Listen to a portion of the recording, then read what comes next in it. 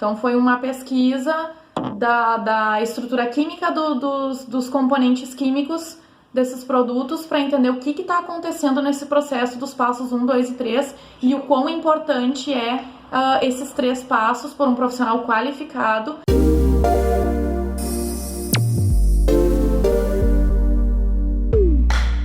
Hoje vai ser o vídeo mais pedido do canal, eu nem acredito que eu consegui trazer ela aqui. Essa é a Camila, é minha amiga e ela é doutoranda em Química. E hoje a gente vai desvendar todos os mistérios da composição do produto do Lash Lifting.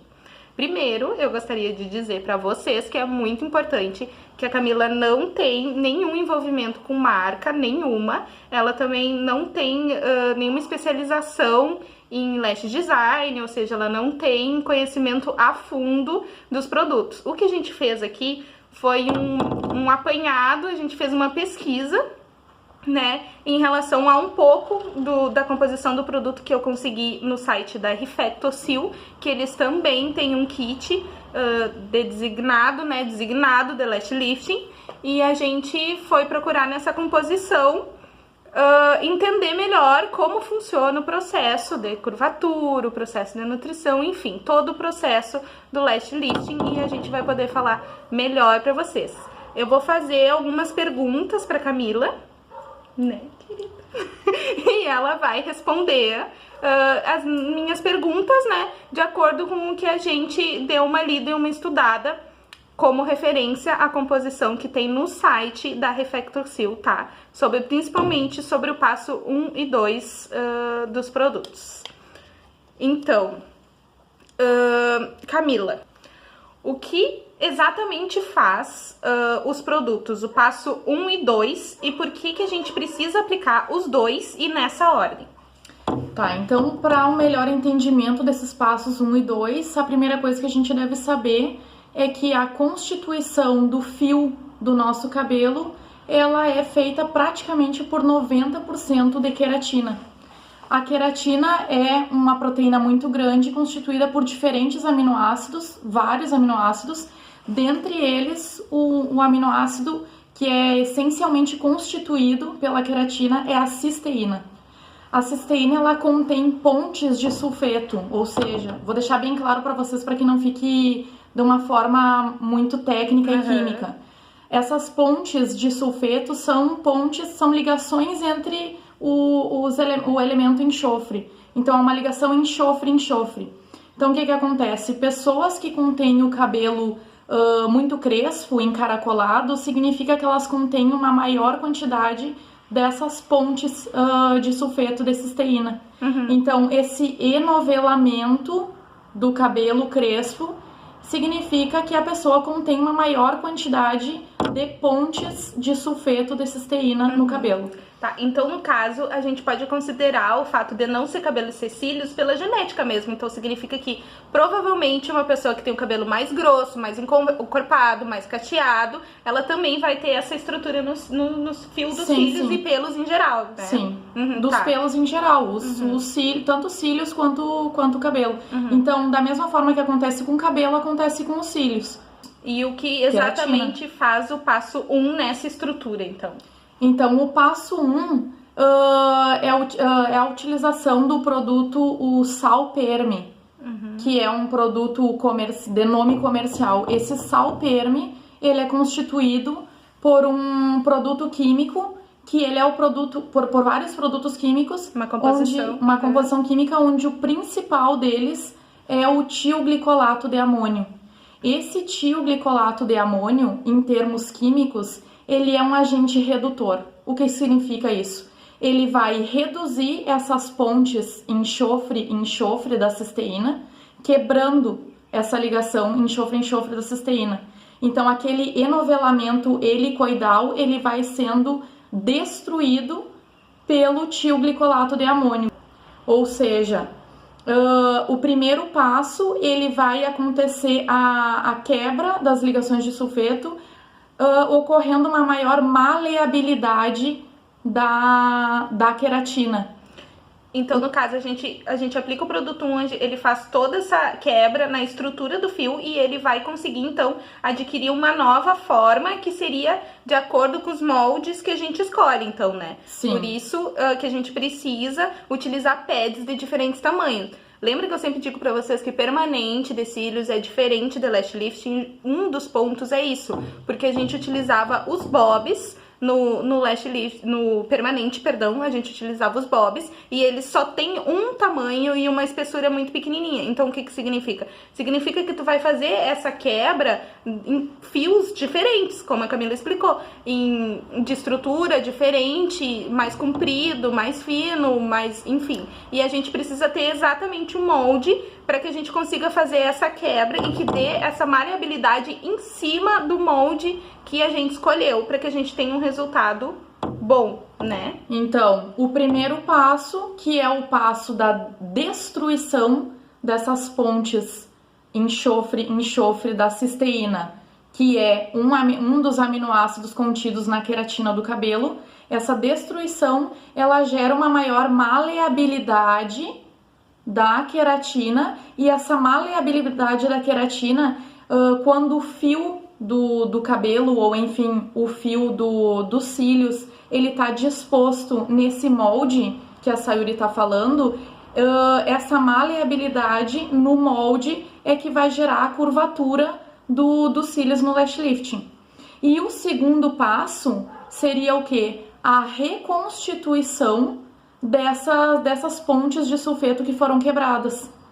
Então, o que acontece? O segundo passo é o passo da neutralização. Essa neutralização, ela é utilizada com peróxido de hidrogênio. O peróxido de hidrogênio, ele vai reoxidar essa quebra da ligação enxofre-enxofre na cisteína. Então, qual é o objetivo da neutralização? E que é um passo importante e principal nesse processo do lash lifting. Uhum. O primeiro passo, ele vai destruir, a química vai realmente destruir o enovelamento do fio, tanto do cabelo quanto do fio do cílio. E o segundo passo, ele necessita quebrar ou então parar esse processo da quebra das pontes de sulfeto. Então, para ocorrer a finalização do processo de quebra, o segundo passo é importante, porque o peróxido de hidrogênio, ele vai fazer com que essas pontes de sulfeto quebradas, elas se refaçam. Tempo de ação dos produtos, que muita gente sempre me pergunta, 15 minutos dá pra todos? Não, 15 minutos não dá pra todos, justamente porque a gente tem que considerar essa quebra, essa finalização. Então, o que acontece? Se a gente deixa 20 minutos do produto 1, do passo 1, que faz essa quebra estrutural, que desmantela tudo, né, que vai reestruturar de novo depois, se a gente deixar muito tempo do passo 1, ele vai começar a fragilizar, vai perdendo massa, né, Camila? E vai começar a ficar todo esfiapadinho, como vocês me dizem no Instagram. É por isso que acontece. Então, a gente tem que se atentar ao tempo de ação de cada produto e usar os dois e usar na ordem, né? Por que o tempo de ação diferente? Só para relembrar, cada cabelo vai ter uma constituição diferente. Por exemplo, uma pessoa que tem um cabelo mais crespo, ele vai necessitar de um tempo de ação desse acetilglicolato de amônio maior do que uma pessoa que tem cabelo liso.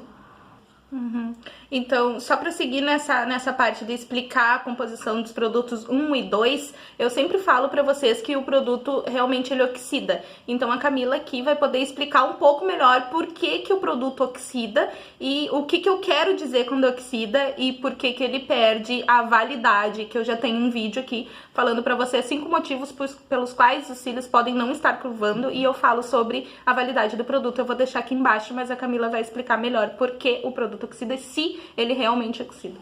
Sim, o produto realmente oxida. Quimicamente, tecnicamente falando agora, o produto, ele é um agente redutor, o que significa que ele vai reduzir alguma coisa, então ele tem que se oxidar. O produto realmente se oxida. Ele não é um redutor, na química ele não é o redutor mais forte, ou seja, ele não se oxida com tanta facilidade. Ele não vai se oxidar em 10 minutos, com certeza. Ele vai se oxidar gradativamente. Então, o produto ele tem que ser bem vedado, bem fechado, bem guardado, de uma maneira que não tenha o contato desse produto com o oxigênio do ar, senão ele vai oxidar sim. No caso, depois dele aplicado também, eu sempre digo pra vocês utilizarem o plástico filme, porque a gente depende muito também da umidade do ar da região que tu tá. Tu pode estar num ambiente mais seco, tu pode estar num ambiente mais úmido, tá batendo vento, se tu tá num ambiente maior. Então, por isso que eu sempre indico pra vocês utilizarem o plástico filme entre o passo 1 e 2, para que a gente não tenha nenhum contato de oxigênio, não oxide também e não perca esse processo da curvatura, que quando a gente tire o molde, estejam realmente no formato que a gente deseja. Então, a gente já falou sobre o passo 1, sobre o passo 2, o que cada um faz, falamos da oxidação. Agora a gente vai precisar falar de um passo muito importante também, e que a Camila vai poder explicar melhor por que ele é tão importante, e a gente vai acabar falando um pouco agora então de produtos. A gente tem muitos kits no mercado, alguns produtos vêm com nutrição, outros produtos não vêm com nutrição, mas todos eles se dizem lifting de cílios, porque hoje a gente não usa mais permanente de cílios. Mas como eu já disse para vocês, e como eu abordo também nos meus cursos, tem diferença entre permanente de cílios e lash lifting sim. Um eu já falei aqui, que agora no vídeo, que é sobre o tamanho dos moldes, né? Que usávamos um molde só para todos os cílios. E a outra questão é a regeneração desse fio, a recompor esse fio, reconstruir esse fio. E a gente fala que fazer essa reconstrução seria fazer o Lash Botox, né? O Lash Botox não é um produto. O Lash Botox é o processo de nutrir, de reestruturar, de devolver massa que foi perdida durante o processo e aplicação do passo 1 e 2. Camila, por que então precisamos atentar para essa nova técnica que vem trazendo o cuidado de repararmos os danos dos fios? Por que fazer o Lash Botox? Bem como tu já tinha recomendado e já tinha falado, o primeiro e o segundo passo, eles vão quebrar, destruir aquela ponte de sulfeto, enovelamento do fio. Ela é reconstituída na segunda etapa, só que o que acontece? Produtos químicos, eles podem destruir, como eles podem reconstituir novamente. Então, o segundo passo, ele reconstitui essas pontes de sulfeto, porém, não é uma reconstituição 100%. Então, vocês necessitam de um terceiro passo, que seria esse Botox, a utilização de uma quantidade de queratina para recompor o fio novamente. Porque o segundo passo, o neutralizador, ele reconstitui as pontes de sulfeto, mas não 100%. Então, é muito importante a terceira etapa, ele a utilização da queratina. Mas ele não devolve o que foi perdido durante essa quebra, né? Então, no caso, fazer o Lash Botox é vocês estarem antenadas, ligadas às novas tecnologias. Porque a cliente, ela quer fazer um processo estético para ficar com cílios bonitos? Sim, mas ela quer um tratamento também. Ela não quer que isso daqui a 2 meses gere algum problema para ela. Ela quer voltar e refazer, e refazer, e refazer. Então, se vocês aplicarem um Lash Botox, vocês não vão ter uma cliente que vai vir ou talvez não voltar. Vocês vão ter várias clientes que vão querer vir, nem que seja para nutrir, fortalecer e cuidar dos cílios, porque elas vão ver muita diferença conforme o uso, né? Conforme a aplicação da técnica. Então, eu até indico para vocês, às vezes, cílios frágeis, virem fazer só a reconstrução, fazerem só a tintura e a reconstrução, para que a gente cuide da saúde. Isso aí. Então, agora, a pergunta que eu mais recebo no Instagram, eu acho assim, é direto, porque pra quem não me segue ainda, Sai Murakami Makeup, lá eu tenho um grupo de melhores amigos, então vocês comentem, eu quero, na minha última foto que tiver postada lá no Instagram, que eu vou adicionar vocês no grupo de melhores amigos. Lá eu tô fazendo material pra vocês diariamente sobre o meu dia a dia de atendimento, então eu respondo muitas perguntas por lá. E uma das mais pedidas, as perguntas assim que eu mais recebo é: existe como reverter, existe algum produto que vai retirar o processo dos fios, que vai voltar eles como eles eram antes? Não existe. No momento que vocês utilizam um produto químico, não tem como reverter a situação. O primeiro passo, que é a utilização do agente redutor, que é o tioglicolato de amônio, ele simplesmente vai reduzir as pontes de sulfeto dos aminoácidos cisteína contidos na queratina. Não tem como reverter isso. É um processo químico que vai levar à redução da cisteína e não tem como reverter. O segundo passo, que é o neutralizador, vai utilizar o peróxido de hidrogênio e vai reconstituir essas pontes. Não reconstitui 100%, mas não tem como reverter. Porém, essa questão de uma má utilização do produto e do processo do lash lifting teria como recomeçar o processo pela etapa 1, que é a etapa do tioglicolato de amônio, vai fazer a quebra das pontes de sulfeto, vai deixar a queratina maleável e aí percam aquele formato indesejado e mal feito por algumas pessoas. E aí sim, o segundo processo novamente da neutralização, não enfim. esquecer do primeiro, do segundo e do terceiro na ordem. Isso, na ordem correta, primeiro, segundo e terceiro passo. Porém, vale lembrar que uma segunda utilização do processo do lash lifting vai deixar o fio dos cílios novamente muito expostos ao produto químico e mais suscetíveis à quebra e enfim, o fio dos cílios não vai ter uma proteção, digamos. Tá utilizando o produto químico de novo, tá mexendo com química, né? Tá mexendo com química, o fio do cílio vai ficar fragilizado. Então, esse é o processo que muita gente diz como reverter a técnica. Mas na verdade não é reverter. O único processo que tu vai estar fazendo é estar aplicando mais química em cima desse fio para deixar de um outro formato, que no caso, escovando os cílios para baixo, tu vai estar perdendo a curvatura, tu vai estar, né, esticando ele pro formato que tu realmente quer. Mas é aquilo, quem me conhece sabe, quem já me perguntou, eu digo que existe isso, mas eu não indico e eu nunca fiz. Entende? Eu nunca reapliquei técnica em cima da técnica, porque o que já tava ruim, ele pode ficar pior, né? Sim. Então, o que eu indico para vocês é que procurem um profissional qualificado, um profissional que saiba exatamente o que está acontecendo quimicamente com os produtos, exatamente quais são os passos, principalmente o passo do Botox. Na verdade, os 3 passos são importantes. Um depende do outro, né? Um depende do outro. Procurem um profissional qualificado, não façam em casa. Produto químico não é produto de brincadeira. Não se faz esse tipo de coisa em casa. Procurem um profissional qualificado como e se especializem, não é mesmo?